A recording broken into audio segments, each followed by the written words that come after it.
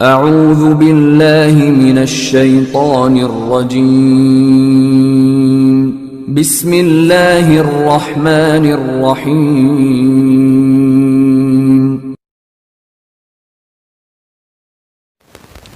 अस्सलामुअलैकुम वरहमतुल्लाहि वबरकातुहू।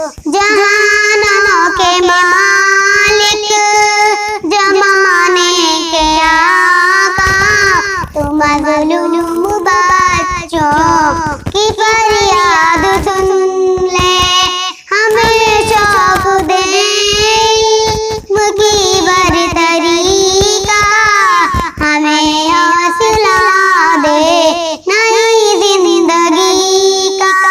बुजुर्गों के नक्शे कदम पर चले हम, जमाने के आँखों का तारा बने हम।